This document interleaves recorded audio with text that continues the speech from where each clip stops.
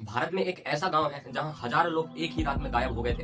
एक ऐसा किला है जहां आज भी सरकार खुद और वहां के लोग सूरज ढलने के बाद अंदर जाने के लिए मना करते हैं। और एक ऐसी झील है जो 16,500 फीट की ऊंचाई पर स्थित है और जब उसकी बर्फ पिघलती है तो उसमें से सैकड़ों इंसानी कंकाल बाहर आ जाते हैं। ये कोई फिल्म की कहानी नहीं है, ये हमारे देश की वो हकीकत है जहाँ इतिहास, रहस्य और पौराणिक कथाओं के बीच की लकीर धुंधली पड़ जाती है। आज हम भारत के 10 ऐसे ही अनसुलझे रहस्यों के बारे में बात करेंगे जहां विज्ञान के जवाब खत्म हो जाते हैं और सवाल शुरू होते हैं। सवाल आपको सोचने पर मजबूर कर देंगे कि क्या हम सच में सब कुछ जानते हैं। तो वीडियो में अंत तक बने रहें। तो चलिए चलते हैं।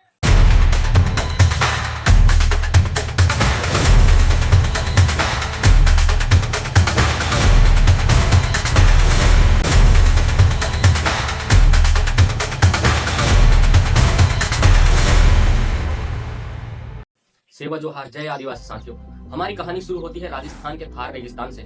जैसलमेर से 18 किलोमीटर दूर मौजूद है कुलधरा नाम का एक गांव। आज यह एक खंडर है, लेकिन लगभग 200 साल पहले ये पालीवाल ब्राह्मणों का एक बहुत समृद्ध गांव हुआ करता था। 13वीं शताब्दी में बसे इस गांव और इसके आसपास के 83 गांवों में हजारों लोग खुशी से रहते थे। लेकिन फिर साल आया 1825 में। एक रात कुछ ऐसा हुआ जो इतिहास की सबसे बड़ी पहेलियों में से एक बन गया। कुलधरा और उसके आसपास के 83 गांवों के हजारों लोग एक ही रात में बिना कोई सुराग छोड़े गायब हो गए। किसी ने उन्हें जाते हुए नहीं देखा था और किसी को पता नहीं चला कि वो कहाँ गए। तो सवाल ये है कि आखिर इन गांवों के साथ क्या हुआ था। सबसे प्रचलित कहानी की माने तो जैसलमेर रियासत के एक अय्याश और क्रूर दीवान सलाम सिंह था। कहते हैं कि सलाम सिंह की बुरी नजर गांव के मुखिया की बेटी पर पड़ गई थी। उसने धमकी दी थी कि अगर पूर्णिमा तक लड़की उसे नहीं सौंपी गई तो वो पूरे गांव में कत्लेआम मचा देगा। अपने सम्मान को बचाने के लिए 83 गांव के पालीवाल ब्राह्मणों ने एक पंचायत बुलाई और एक ऐसा फैसला लिया था जो इतिहास में अमर हो गया। उन्होंने दीवान के आगे झुकने के बजाय अपनी सदियों पुरानी जमीन को हमेशा के लिए छोड़ देने का फैसला किया था। और जाते जाते वो इस जमीन को एक ऐसा श्राप दे गए थे कि आज के बाद इस धरती पर कोई दोबारा नहीं बस पाएगा। कुछ इतिहासकार कहते हैं कि शायद पानी की कमी या सलाम सिंह के बढ़ाए हुए टैक्स की वजह से लोग वहां से गए होंगे।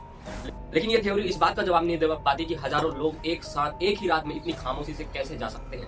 आज 200 साल बाद भी कुलधरा वीरान है। क्या ये सिर्फ एक इत्तेफाक है या उस शराब का असर आज भी जिंदा है? साथियों, कुलधरा के शराब से भी ज्यादा डरावनी कहानी है भानगढ़ के किले की।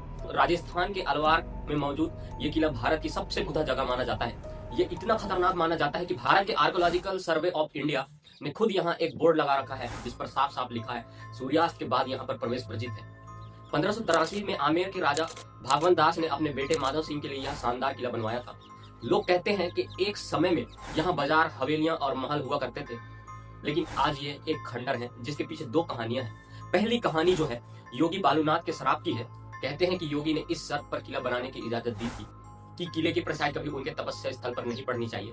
लेकिन राजा के वंशजों ने इस बात पर ध्यान नहीं रखा और योगी के श्राप ने पूरे नगर को ध्वस्त कर दिया था। लेकिन जो दूसरी कहानी जो है वो रोंगटे खड़े कर देने वाली है। ये कहानी है राजकुमारी रत्नावती और तांत्रिक सिंधिया की।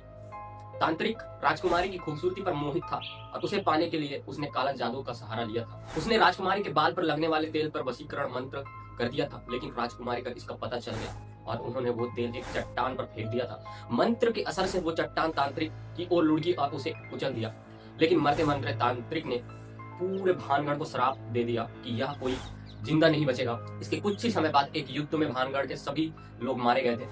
आज भी लोग कहते हैं कि रात में यहाँ चीखे और अजीब अजीब आवाजें सुनाई देती है। क्या ये सिर्फ लोगों की वहम है या उन हजारों आत्माओं की मौजूदगी का सबूत है जो आज भी इस शराब से मुक्त नहीं हुए हैं, आजाद नहीं हुए। शराब और भूत प्रेम की इन कहानियों पर यकीन करना मुश्किल हो सकता है, लेकिन क्या हो अगर मैं आपको एक ऐसी जगह ले चलूं जहां आज भी इस मॉडर्न दुनिया में लोगों के शरीर से बुरी आत्माओं को निकाला जाता है। राजस्थान के दौसा में स्थित है मेहंदीपुर बालाजी का मंदिर। ये मंदिर किसी शांत तीर्थ स्थल जैसा नहीं है। यहाँ का माहौल तीव्र है, शक्तिशाली है और कुछ लोगों के लिए डरावना भी है। यहाँ हजारों लोग ऐसी समस्याओं से छुटकारा पाने के लिए आते हैं जिन्हें विज्ञान मानसिक बीमारी कहता है। लेकिन आस्था की दुनिया में इन्हें भूत प्रेत की बाधा कहा जाता है। इस मंदिर की कार्यप्रणाली एक आध्यात्मिक अदालत की तरह है। यहाँ 3 मुख्य देवता हैं। सबसे पहले जो देवता हैं वो है महाराज बालाजी, हनुमान जी जो मुख्य न्यायाधीश हैं और जो है फैसला सुनाते हैं। दूसरे जो देवता है प्रेतराज सरकार जो दंड अधिकारी हैं और बुरी आत्माओं की पेशी करवाते हैं। तीसरे हैं भैरव बाबा जिन्हें कोतवाल माना जाता है जो सजा देते हैं। यहाँ आपको लोग चिल्लाते, जमीन पर लोड़ते और अजीब व्यवहार करते दिख सकते हैं। ये सब उस प्रक्रिया का हिस्सा है जिसे पेशी कहा जाता है। और यहाँ का सबसे अजीब नियम ये है कि आप यहाँ से कोई भी प्रसाद या खाने की चीज घर वापस नहीं ले जा सकते, क्योंकि मान्यता है कि ऐसा करने से कोई नकारात्मक शक्ति आपके साथ जा सकती है।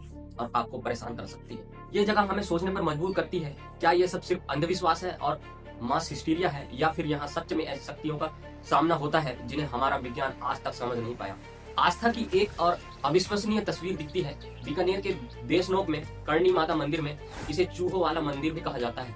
यहाँ लगभग 25,000 काले चूहे रहते हैं और इन्हें कोई भगाता तक नहीं है, बल्कि इनकी पूजा की जाती है। ये चूहे काबा कहलाते हैं और इन्हें माता कर्णी का वंशज माना जाता है। 14वीं सदी की योद्धा देवी कर्णी माता बीकानेर और जोधपुर राजघरानों की कुलदेवी थी। आज जो भव्य मंदिर हम देखते हैं उसे 20वीं सदी में बीकानेर के महाराजा गंगा सिंह ने बनवाया था। कहानी ये है कि जब कर्णी माता का सौतेला बेटा लक्ष्मण सरोवर में डूबकर मर गया तो उन्होंने मृत्यु के देवता यमराज को चुनौती दी थी।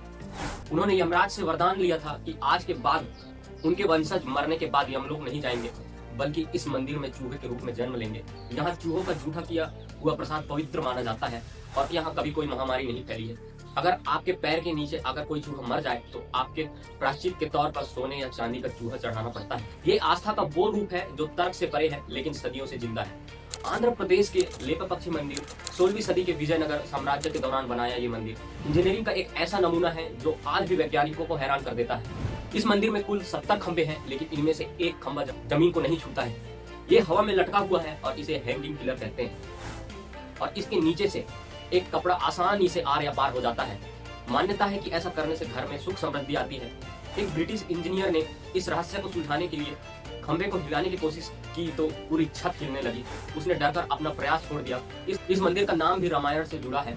कहते हैं कि जब रावण ने जटायु के पंख काट दिए थे तो वो घायल होकर यहीं गिरे थे। जब भगवान राम यहाँ पहुंचे तो उन्होंने जटायु से कहा, ले पक्षी, जिसका तेलुगु में मतलब होता है उठो पक्षी।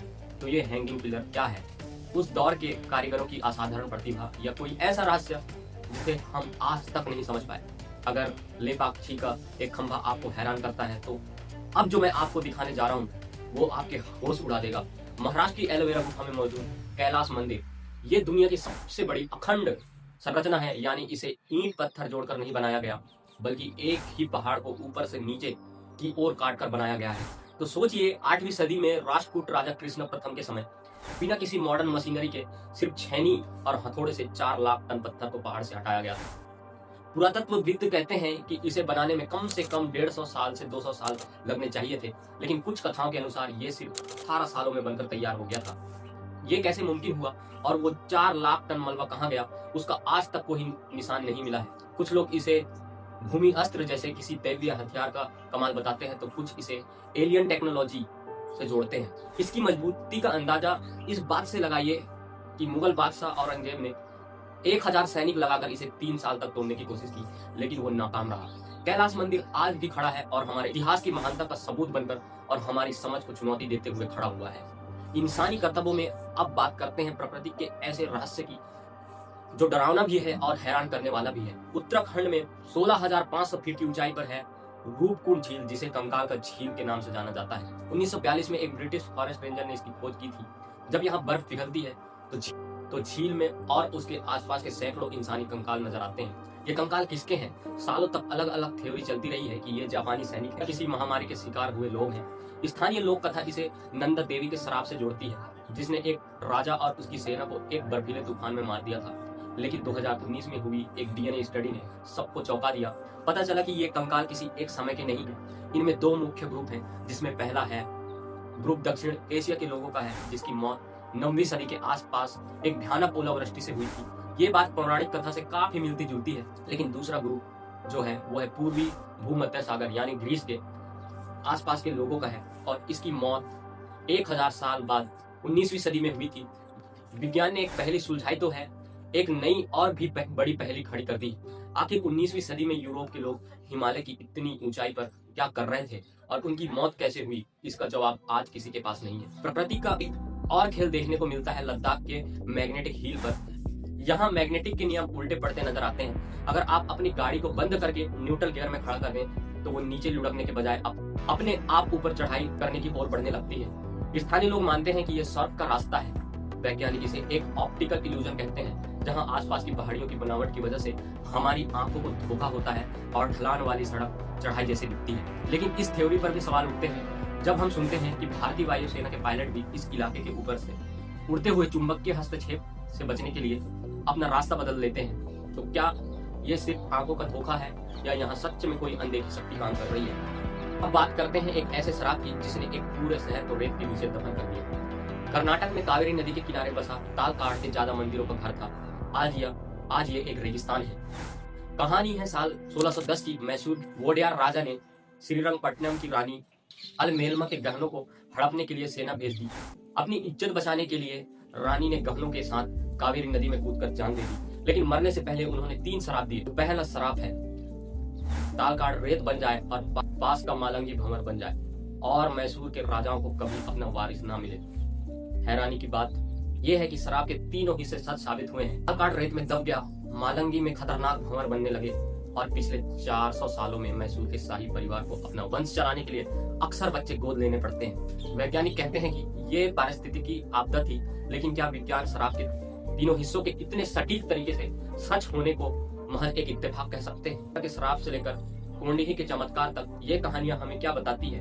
क्या ये सिर्फ लोक कथाएं हैं, अंधविश्वास है और या इत्तेफाक है, या फिर हमारे इतिहास, हमारी प्रकृति और हमारी आस्था में कुछ ऐसे गहरे राज छिपे हैं जिन्हें समझने के लिए विज्ञान को अभी एक लंबा सफर तय करना होगा। ये वो सवाल है जिसका कोई एक जवाब नहीं है, लेकिन ये हमें याद दिलाते हैं कि ये दुनिया जितनी हम जानते हैं उससे कहीं ज्यादा रहस्यमयी है और अद्भुत है। आप इन कहानियों के बारे में क्या सोचते हैं? क्या आपके इलाके में भी कोई ऐसी रहस्यमयी जगह है? मुझे कमेंट करके जरूर बताइए, क्योंकि अगला वीडियो आपके शहर का हो सकता है। तो अगर ऐसी वीडियो आपको पसंद आ रही है तो मेरे चैनल ऑप्टिमिस्टिक भारतीय को सब्सक्राइब कर दीजिए, वीडियो को शेयर करिए और लाइक कर दीजिए, ज्यादा से ज्यादा लोगों तक पहुंच पाए। तो मिलते हैं नेक्स्ट वीडियो में। सेवा जोहार, जय आदिवासी साथियों।